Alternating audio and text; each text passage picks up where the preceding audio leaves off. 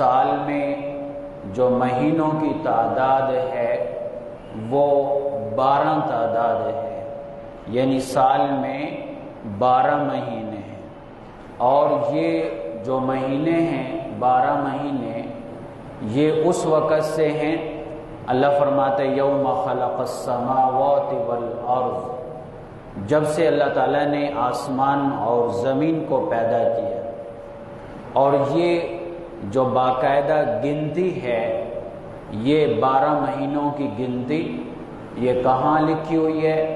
اللہ کیا فرماتے ہیں؟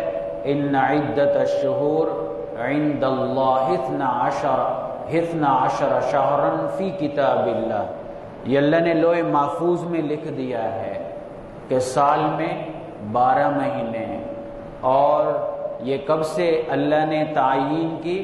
جب سے آسمان اور زمین کی تخلیق کی ہے۔ پھر ان 12 مہینوں میں اللہ فرماتے ہیں منہا اربعۃ حرم، 4 مہینے احترام والے ہیں، 4 مہینے حرمت والے ہیں۔ اب یہ 12 مہینے کون سے ہیں؟ ابتدا ہوتی ہے محرم سے، محرم، صفر، ربیع الاول، ربیع الثانی، جمادی الاولی، جمادی الثانی، رجب، شعبان، رمضان، شوال، ذوالقعدہ، ذوالحجہ، یہ 12 مہینے ہیں۔ اور ان میں جو 4 مہینے ہیں فرمایا اربعۃ حرم، یہ 4 مہینے یہ عزت والے ہیں، یہ تعظیم والے ہیں، یہ احترام والے ہیں۔ اور یہ 4 مہینے کون سے ہیں؟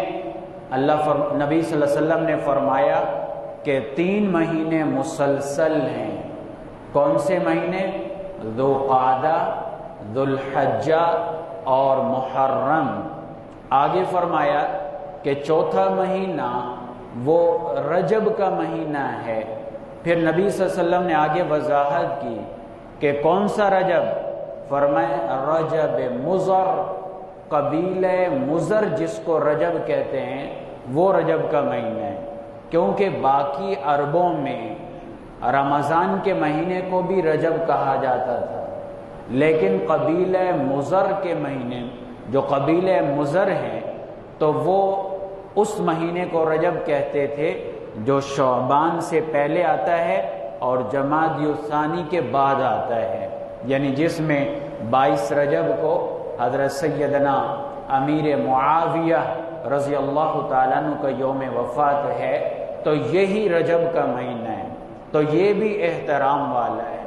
تو اللہ کیا فرماتے ہیں؟ منہا اربعۃ حرم، 4 مہینے احترام والے، ذالک الدین القیم، یہی سیدھا دین ہے، فلا تظلموا فیہن انفسکم۔ اللہ کہتے ہیں ان مہینوں کے بارے میں رد و بدل کر کے، تبدیلیاں کر کے، اپنے نظریات قائم کر کے اپنے آپ پر ظلم نہ کریں۔ یہ ظلم ہوگا اگر تم اللہ کے مہینوں میں چینجنگ کرو گے، نظریات کے حوالے سے، سوچ کے حوالے سے، احترام اور عظمت کے حوالے سے، گنتی کے حوالے سے اور ترتیب کے حوالے سے اگر رد و بدل کرو گے تو یہ تمہارا ظلم شمار ہوگا جو تم اپنے آپ پر ظلم کر رہے ہو۔ یہ اللہ تعالیٰ نے آیتیں کیوں اتاری؟ یہ سورۃ التوبہ کی آیت نمبر 36 کیوں اتاری؟ آیت نمبر 37 کیوں اتاری؟ آیت نمبر 37 کے الفاظ تو اس سے بھی زیادہ سخت ہیں۔ اللہ فرماتا ہے انما النسیء زیادۃ فی الکفر، کہ یہ جو مہینوں کا رد و بدل ہے یہ کفر میں زیادتی ہے، یعنی ایک تو کفر ہے، پھر کفر میں اور زیادہ زیادتی۔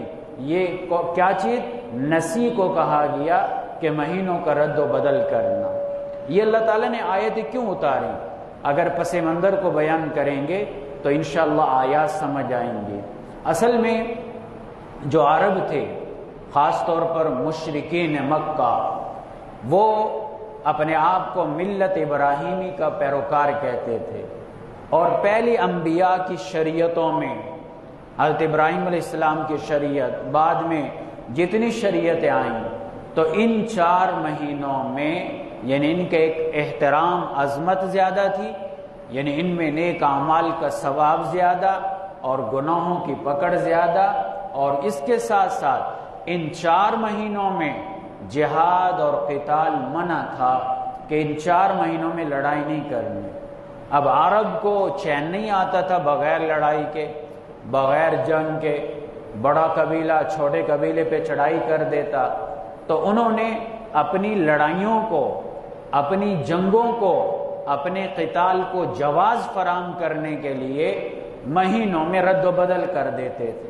مثلا میں مثال سے سمجھاتا ہوں، جیسے اب ذوالقعدہ کا مہینہ گزر رہا ہے، اگلا ذوالحجہ ہے، آج غالباً ذوالقعدہ کی 26 ہوگی، تو ذوالحجہ شروع ہونے میں 4 دن باقی رہ گئے یا 3 دن باقی رہ گئے، پھر محرم ہے۔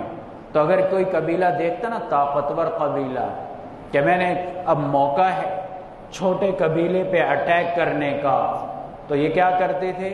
اٹیک کرتے اور کہتے جی اس سال یہ ذوالقعدہ کا مہینہ نہیں ہے، کوئی اور نام رکھ دیتے کہ اس سال یہ مہینہ ہے۔ تو بعض دفعہ کہتے کہ جی اس سال ذوالقعدہ کا مہینہ رمضان سے پہلے گزر چکا ہے اور اب شعبان کا مہینہ ہے، یعنی اس طرح کی چینجنگ کرتے تھے۔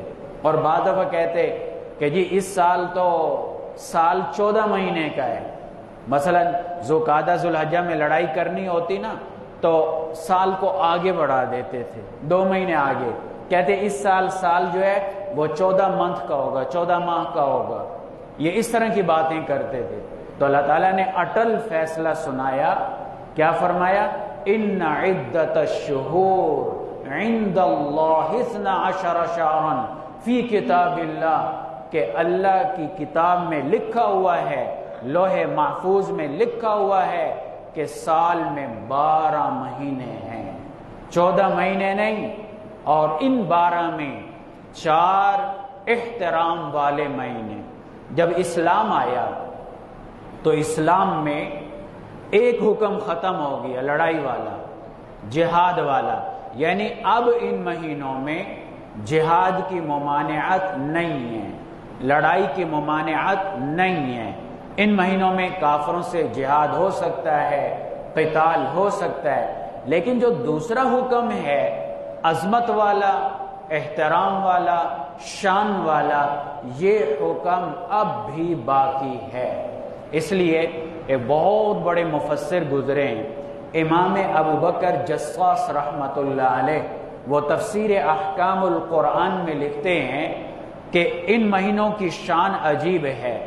اگر کوئی، توجہ چاہتا ہوں کہ اگر کوئی ان 4 مہینوں میں نیک اعمال کرے گا تو ان اعمال کی برکت سے باقی مہینوں میں اللہ تعالیٰ اس کو نیکی کی توفیق دیں گے، اور اگر کوئی ان 4 مہینوں میں اللہ کو ناراض کرے گا، گناہ کرے گا، تو باقی مہینوں میں اللہ کی طرف سے نیکی کی توفیق نہیں ملے گی۔ تو گویا یہ 4 مہینے یہ باقی سال پہ اثر انداز ہیں، اس لیے ان 4 مہینوں میں کچھ نہ کچھ نیکی زیادہ کرنی چاہیے اور گناہوں سے حد الوسع بچنے کی کوشش کرنی چاہیے۔ اس لیے یہ 4 مہینے کون سے ہیں؟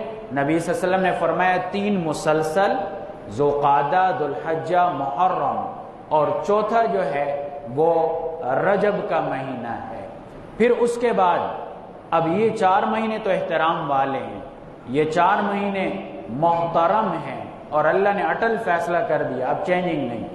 جب حجۃ الوداع کا موقع تھا، حجۃ الوداع کا یعنی حج کا موقع تھا، نبی صلی اللہ علیہ وسلم خطبہ ارشاد فرما رہے تھے، تو آپ نے خطبے میں فرمایا کہ زمانہ اپنے اسی حیت پہ لوٹ کے آ گیا، اسی کیفیت پر لوٹ کر آ گیا جس کیفیت پہ پہلے تھا، یعنی اصل زمانہ تھا، کیونکہ حج ہو رہا تھا ذوالحجہ کے مہینے میں، اور مشرکین مکہ نے اس مہینے کو ذوالقعدہ کا نام دیا ہوا تھا۔ اب نام تو انہوں نے چینج کیا ہوا تھا اور حقیقت میں ذوالحجہ کا مہینہ تھا، اس لیے نبی صلی اللہ علیہ وسلم نے فرمایا کہ زمانہ اپنی اصلی حیت پر آ گیا ہے۔ اب اس کا نقصان کیا ہوا تھا؟ یہ جو مشرکین مکہ نے نام تبدیل کیے اور اسی طرح مہینوں کو آگے پیچھے کیا، اس کا نقصان کیا ہوا تھا کہ پتہ نہیں چلتا تھا کون سا مہینہ ہے، اور جب اسلامی مہینوں سے کوئی ناواقف ہو تو بے شمار اسلامی فرائض وہ گویا عمل میں نہیں آ سکتے۔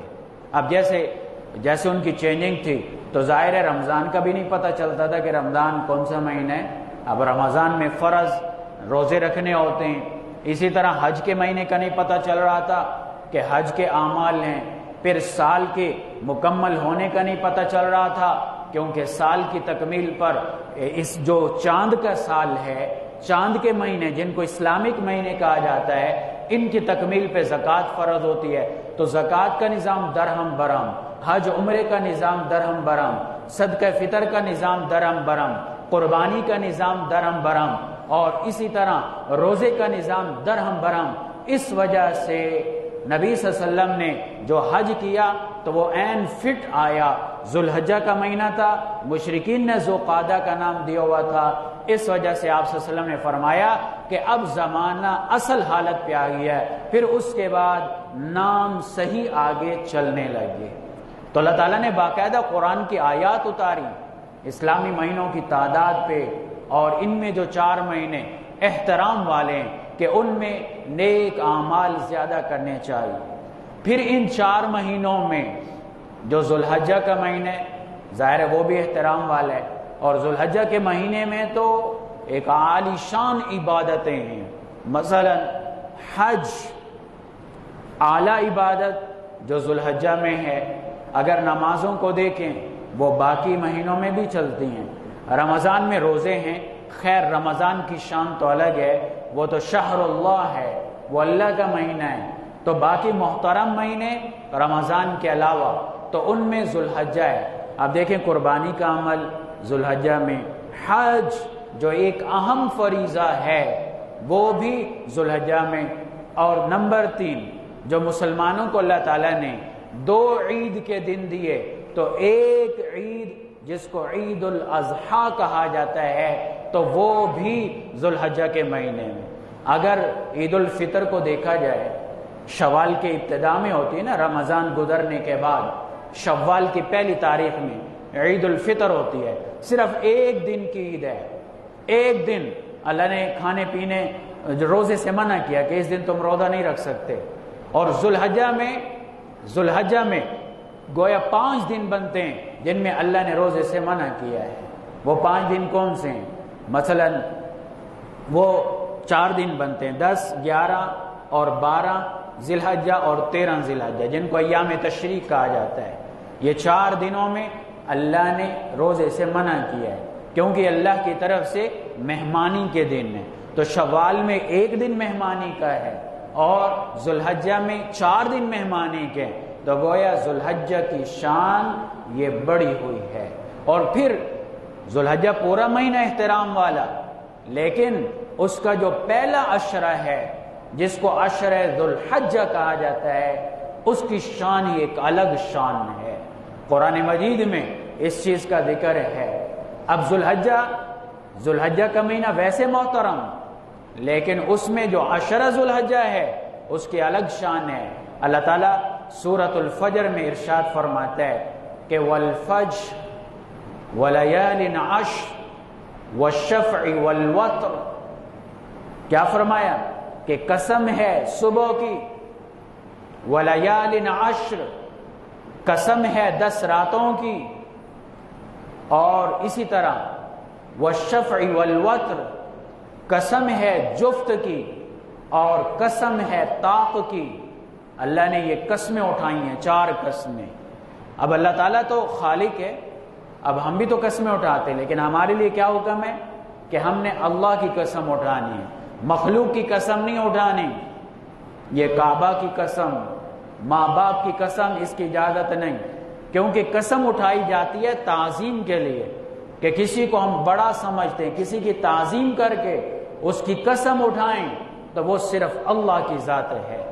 تو ہمارے لیے حکم ہے کہ ہم صرف اللہ کی قسم اٹھائیں، اور اسی کا اعتبار ہوتا ہے۔ واللہ باللہ تاللہ کے الفاظ ہیں، ہم مخلوق کی قسم نہیں اٹھا سکتے، ہمیں اس کی اجازت نہیں۔ کیوں؟ اگر مخلوق کی قسم اٹھائیں گے تو گویا ہم نے مخلوق کی تعظیم کی، حالانکہ اللہ کی تعظیم کرنی چاہیے۔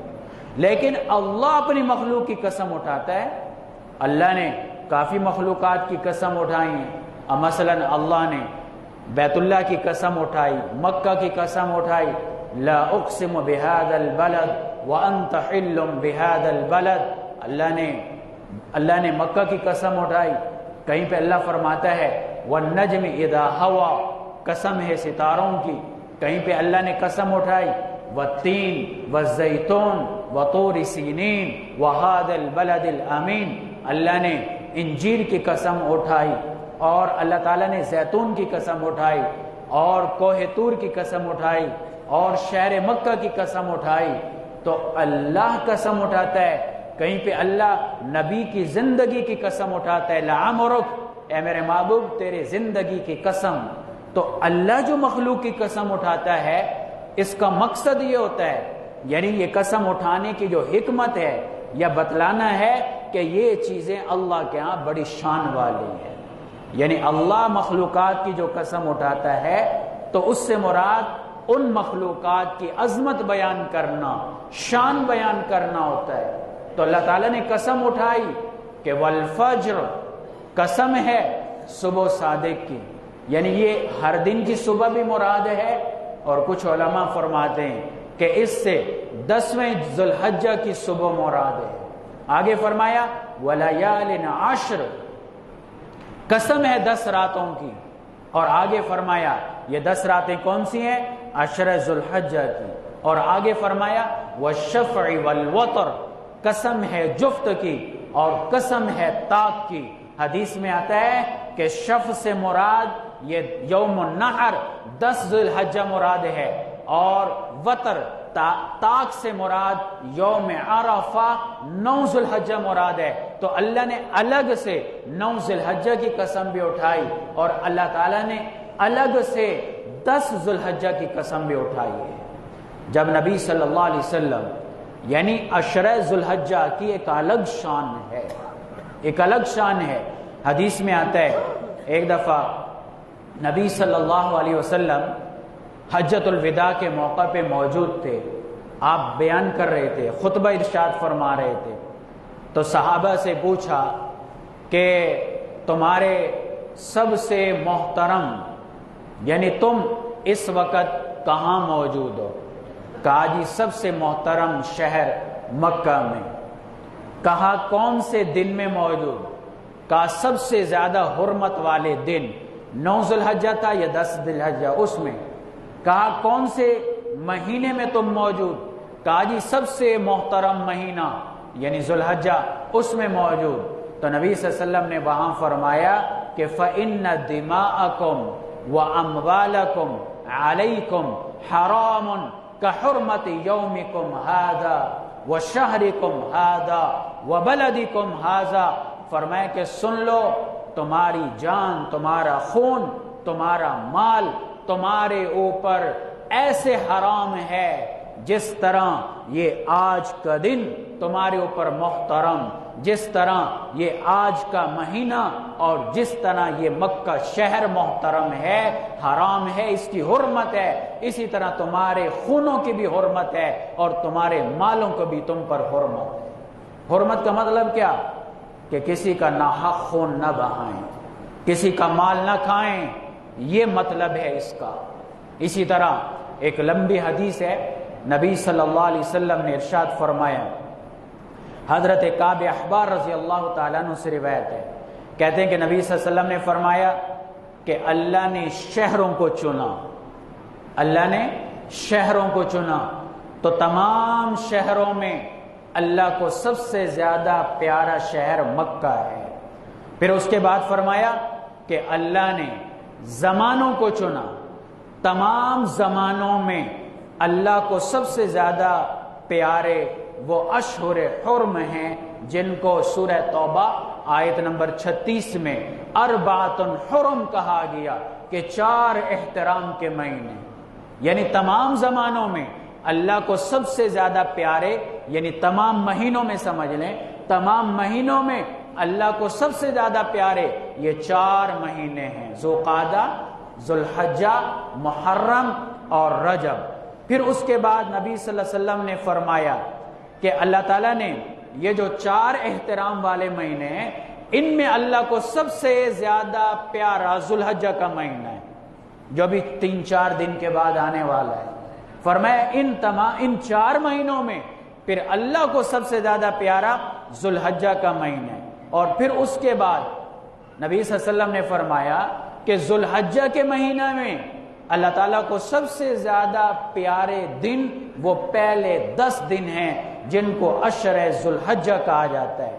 پھر اس کے بعد نبی صلی اللہ علیہ وسلم نے فرمایا کہ اللہ تعالیٰ نے دنوں کو چنا، اللہ نے دنوں کو چنا، تو دنوں میں اللہ کو سب سے زیادہ پیارا دن جمعے کا دن ہے۔ پھر اس کے بعد اللہ تعالیٰ نے راتوں کا انتخاب کیا، تو راتوں میں اللہ کو سب سے زیادہ پیاری رات وہ لیلۃ القدر ہے۔ پھر فرمایا اللہ تبارک و تعالیٰ نے ٹائم کو چنا، گھڑیوں کو چنا، تو اللہ کو سب سے زیادہ پیارے ٹائم وہ 5 ٹائم ہیں جن میں یہ نمازیں فرض ہیں، فجر، ظہر، عصر، مغرب، عشاء۔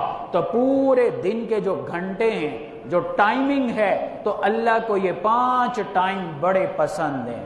پھر اس کے بعد نبی صلی اللہ علیہ وسلم نے فرمایا اللہ نے کلاموں کو چنا، کلام کہتے ہیں بول کو چنا، اور اللہ کو سب سے زیادہ پیارے بول کون سے ہیں؟ توجہ ہے، اللہ نے گفتگو، کلام، بول کو چنا، بولنے کو چنا، تو اللہ کو سب سے زیادہ پیارے بول کون سے لگتے ہیں، پیاری باتیں کون سی لگتی ہیں؟ فرمایا اللہ کو سب سے زیادہ پیاری باتیں لا الہ الا اللہ، اللہ اکبر، سبحان اللہ، والحمد للہ، یہ بول، یہ کلام اللہ کو سب سے زیادہ پیارے ہیں۔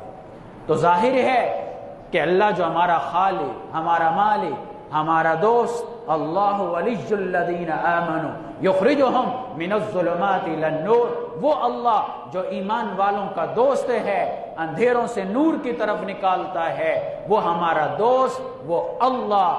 ظاہر ہے اللہ کو جو چیز زیادہ پیاری ہے ہمیں وہی چیز اختیار کرنی چاہیے۔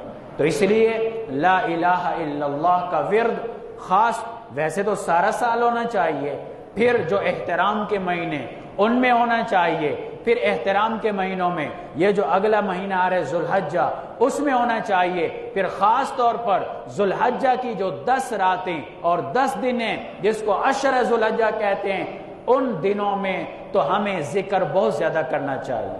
تو کون کون سا ذکر؟ لا الہ الا اللہ اور اللہ اکبر، سبحان اللہ، الحمدللہ، کوئی تعین نہیں، چلتے پھرتے کرتے رہیں۔ 10 دنوں میں کریں گے نا آپ، یہ جو عشر ذوالحجہ آ رہا ہے تو آپ کی انشاءاللہ ایسی روٹین بنے گی، ذوالحجہ کے اینڈ تک چلے جائیں گے۔ جب ذوالحجہ کے اینڈ تک جائیں گے پھر محرم، تو اس کی برکت سے انشاءاللہ سارا سال آپ کی روٹین بن جائے گی، کیونکہ یہ بڑے احترام والے دن ہیں، یہ اللہ کے ہاں برکتوں والے دن ہیں، اللہ کے ہاں بڑے معزز دن ہیں، اور ان میں اعمال اللہ کو بڑے پسند ہیں۔ اور پھر یہ تو ہے نا کہ یہ ذکر اللہ کو پسند، گھڑیاں اللہ کو پسند، تو آپ کے سامنے یہ چیز آ گئی کہ کون سا شہر اللہ کو سب سے پسند، کون سے مہینے اللہ کو پسند، مہینوں میں کون سا مہینہ، پھر مہینوں میں کون سا عشرہ، پھر اسی طرح اللہ تعالیٰ کو گویا کون سے بول پسند ہیں، کون سی ٹائمنگ اللہ کو پسند ہے۔ یہ ساری چیزیں تو جو اللہ کو پسند ہیں ہمیں وہی چیزیں اختیار کرنی چاہیے۔ اسی طرح اب یہ جو سورۃ فجر میں اللہ تعالیٰ نے ذوالحجہ کی 10 راتوں کی قسم اٹھائی، وَلَيَالٍ عَشْرٍ، 10 راتوں کی قسم ہے، تو 10 راتوں سے یہ عشر ذوالحجہ مراد ہے۔ خود نبی صلی اللہ علیہ وسلم فرماتے ہیں کہ یہ عشر لیال سے مراد یہ پورا ذوالحجہ کا عشرہ 10 دن ہے، اور والوتر سے مراد یوم عرفہ، اور شفع سے مراد یوم النحر، 10 ذوالحجہ کا دن ہے۔ اسی طرح اگر آپ سورۃ البروج کی تلاوت کریں، اللہ نے وہاں بھی قسمیں اٹھائی ہیں، سورۃ البروج میں اللہ نے قسمیں اٹھائی ہیں۔ اللہ کیا فرماتا ہے؟ وَالسَّمَاءِ ذَاتِ الْبُرُوجِ وَالْيَوْمِ الْمَوْعُودِ وشاہد ومشہود، اللہ تعالیٰ نے قسمیں اٹھائیں، آسمان کی قسم اٹھائی اور قیامت کی قسم اٹھائی، والیوم الموعود، قیامت کی قسم۔ آگے اللہ نے کیا فرمایا؟ وشاہد، شاہد کی قسم، ومشہود، مشہود کی قسم۔ اب یہ شاہد کون ہے، یہ مشہود کون ہے؟ حدیث سے اس کی وضاحت ہوتی ہے، تو فرمایا کہ شاہد سے یوم الجمعہ، جمعے کا دن مراد ہے، تو اللہ نے جمعے کے دن کی قسم اٹھائی، اور مشہود سے مراد عرفہ کا دن ہے، جو 9 ذی الحجہ جس کو کہتے ہیں عرفہ کا دن، اللہ نے عرفہ کے دن کی قسم اٹھائی ہے۔ اور پھر ان دنوں میں اللہ کو اتنا عمل پسند ہے، میں ایک حدیث آپ کے سامنے رکھتا ہوں، نبی صلی اللہ علیہ وسلم نے فرمایا کہ اللہ تعالیٰ کو کوئی بھی عمل افضل نہیں ہے، اللہ کے ہاں کوئی بھی عمل بڑھ کے نہیں، اور اجر کے اعتبار سے کوئی بھی عمل بڑھ کے نہیں۔ کس عمل سے؟ فرمایا ان 10 دنوں کے عمل سے، یعنی جو آدمی ان 10 دنوں میں جو عمل کرے گا، اللہ کو ان اعمال سے بڑھ کے کوئی عمل پسند نہیں۔ اب جب اتنی اہمیت بیان کی تو حدیث کا اگلا جملہ بھی سنیے۔ صحابی نے سوال کیا، ولل جہاد فی سبیل اللہ، اللہ کے نبی صلی اللہ علیہ وسلم، اللہ کے راستے میں جہاد کرنا بھی اتنا بڑا عمل نہیں جتنا ان 10 دنوں میں عمل، کوئی بھی عمل کرنا اللہ کو پسند ہے۔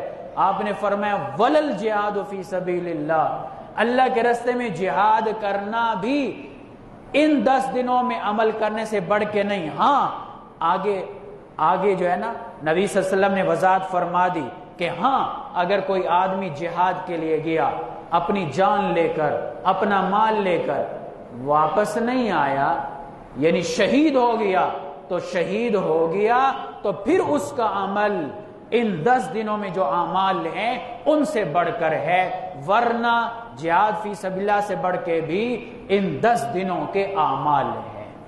اور پھر یہ اعمال نبی سعید بن جبیر رحمت اللہ علیہ تابعی ہیں، وہ یہ حدیث بیان کرتے ہیں، اور پھر اس کے بعد جو ان کے شاگرد ہیں وہ کہتے ہیں کہ جب عشرہ ذو الحجہ شروع ہوتا تو سعید بن جبیر اعمال میں اتنی محنت کرتے، مثلا نمازیں پڑھنا، نوافل پڑھنا، ان دنوں میں روزے رکھنا اور تسبیحات کرنا، گناہوں سے بچنا۔ یاد رکھیں ایک اصول ہے، جب نیک عمل کا ثواب بڑھتا ہے تو ان دنوں میں، اس ٹائمنگ میں پھر گناہ کی سزا بھی بڑھ جاتی ہے، گناہ کی سزا بھی بڑھ جاتی ہے۔ تو گناہوں سے بچنا اور نیک اعمال کرنا، یہ جو 10 دن ہیں ان میں بہت زیادہ ثواب ہے۔ اب سوال یہ پیدا ہوتا ہے کہ جی رمضان کا مہینہ بھی تو ہے، رمضان کا مہینہ، تو حافظ ابن قیم رحمت اللہ علیہ فرماتے ہیں، بہت بڑے محدث گزرے، مفسر گزرے، وہ کہتے ہیں کہ رمضان کے 3 عشرے ہیں، پہلا عشرہ، دوسرا عشرہ، تیسرا عشرہ۔ تو جو رمضان کا آخری عشرہ ہے، یہ جو ذو الحجہ کا عشرہ ہے اس کا مقابلہ تو نہیں کرتا، لیکن رمضان کے پہلے جو 2 عشرے ہیں تو ذو الحجہ کا یہ عشرہ ان 2 عشروں سے بڑھ کر ہے۔ اور ایک حدیث میں آتا ہے نبی صلی اللہ علیہ وسلم نے فرمایا، آپ نے فرمایا کہ رمضان یہ مہینوں کا سردار مہینہ ہے، اور ذو الحجہ یہ تمام مہینوں میں محترم اور افضل مہینہ ہے، تو لہٰذا ذو الحجہ کے یہ جو 10 دن ہیں ان میں ہمیں اعمال کرنے چاہیے۔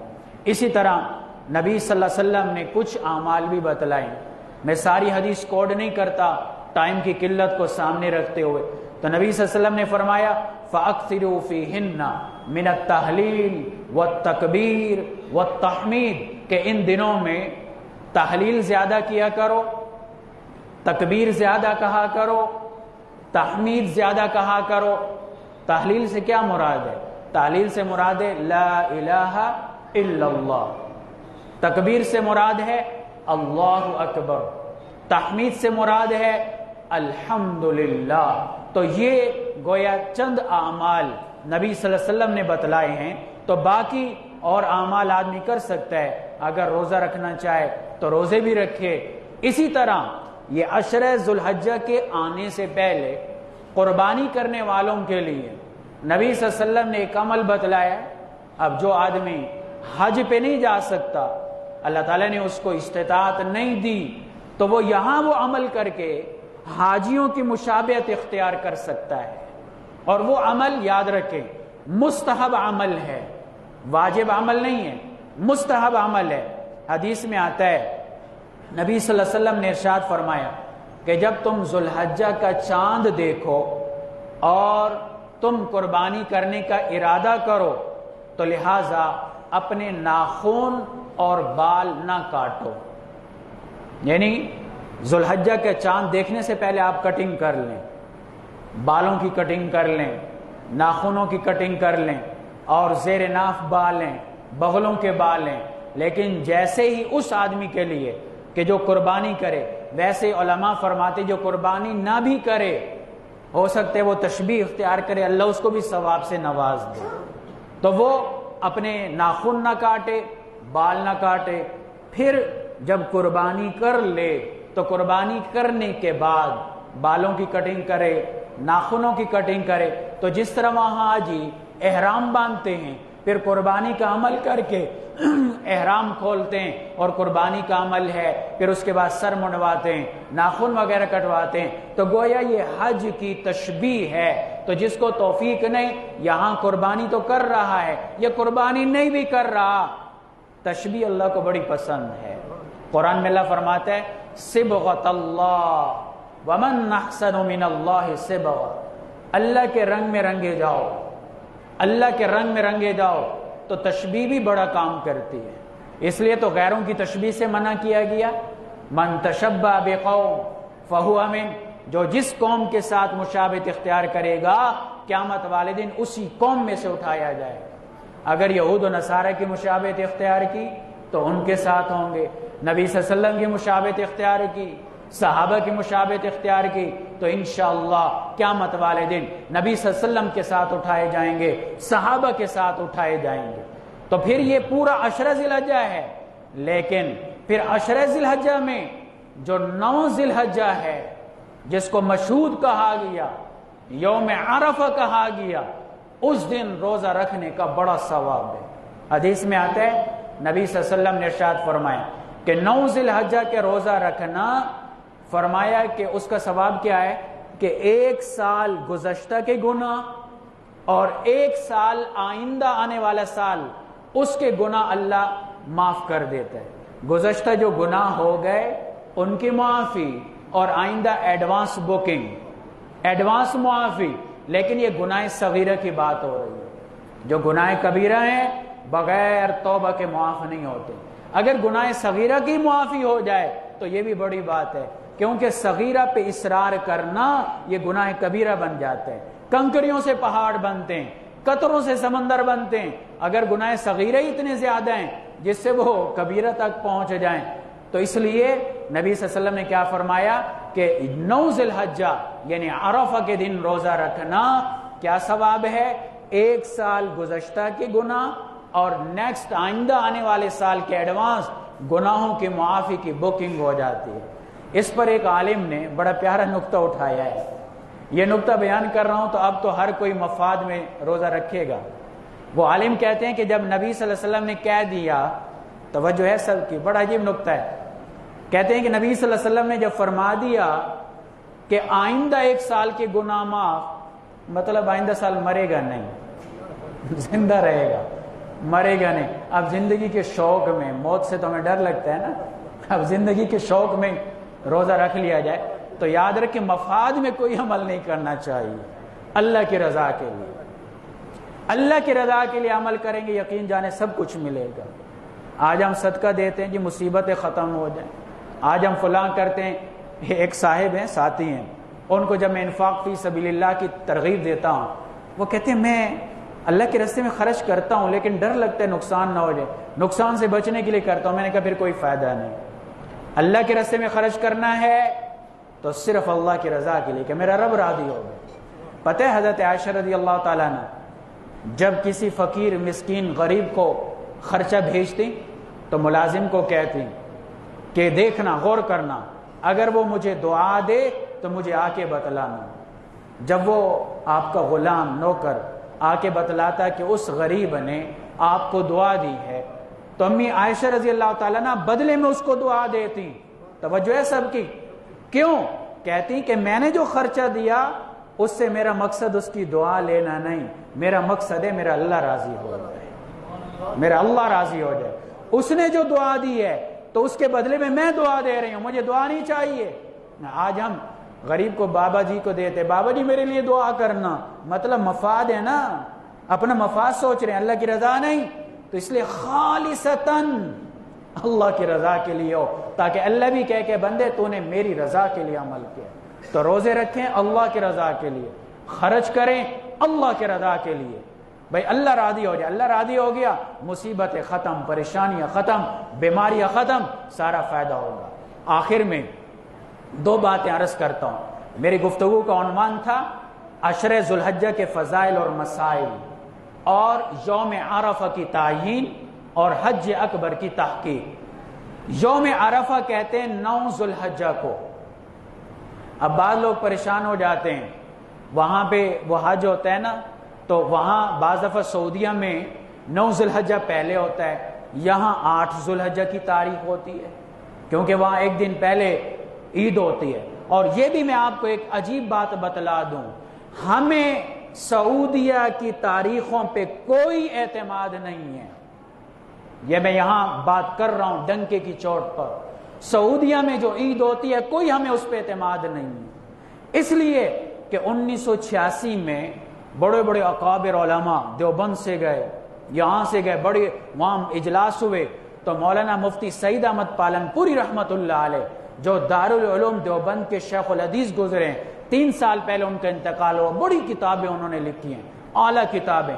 وہ کہتے ہیں کہ باقاعدہ وہاں کی جو کمیٹی ہے جو عید کا اعلان کرتے ہیں، جو تاریخوں کی تعین کرتے ہیں، سازش کے تحت کچھ لوگ داخل کیے گئے تاکہ مسلمانوں کا جو عبادت کا نظام ہے اس کو خراب کر دیا جائے، کہ حج بھی صحیح نہ ہو، عیدیں بھی صحیح نہ ہو۔ پھر سوال ہوتا ہے کہ جی حج تو ہمارے خراب ہوئے، نہیں، وہ مجرم ہیں جو حج کرنے والے، وہ مجرم نہیں۔ اگر بالفرض وہ دن ٹھیک نہ ہوا، اللہ ثواب دے گا، سارا کچھ کرے گا۔ وہاں پہ اگر عید منائی مسلمانوں نے، ان پہ کوئی مسئلہ نہیں، وہ جو مجرم ہیں، سازشی عناصر ہیں، انشاءاللہ قیامت والے دن کی پکڑ ہوگی۔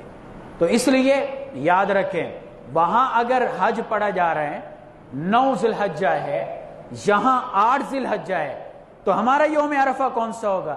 تو بھائیو ہمارا یوم عرفہ وہ والا نہیں ہوگا، ہماری جو 9 تاریخ ہوگی وہی یوم عرفہ ہے، اور اسی دن ہمیں روزہ رکھنے کا یہ ثواب ملے گا۔ یہی مسئلہ عید کا مسئلہ ہے۔